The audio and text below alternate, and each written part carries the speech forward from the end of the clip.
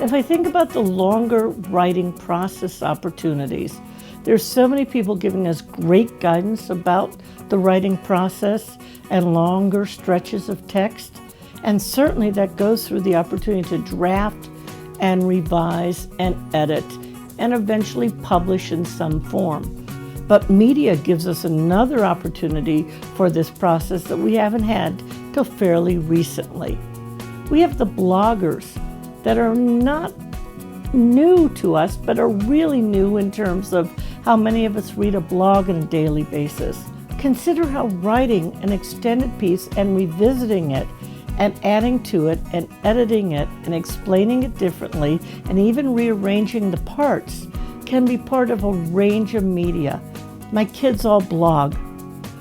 Their opportunity to write longer stretches of text, but not necessarily a single text type, is very helpful to their development as writers. Oftentimes they'll react to a poem they've read, and I encourage them to include a line from the poem that explains how they chose that line and then explains how they reacted to it.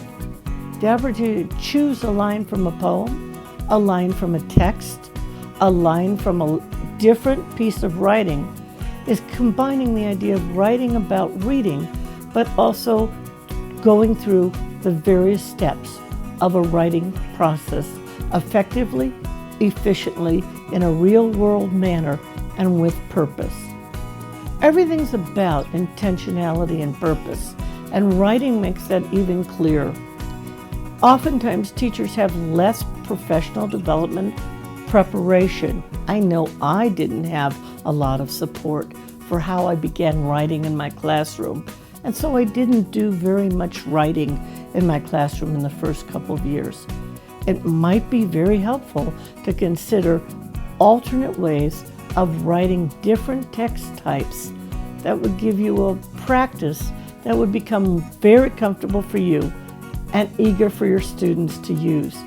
We had one student transfer into our classroom mid-year of kindergarten, and I asked her if she had any questions, and the first thing she asked me is a favorite question, and a friend shared this from her classroom too. Where's the interactive writing, and when do we get to do it? Comprehensive literacy best practices needs to be in all of our classroom in every way.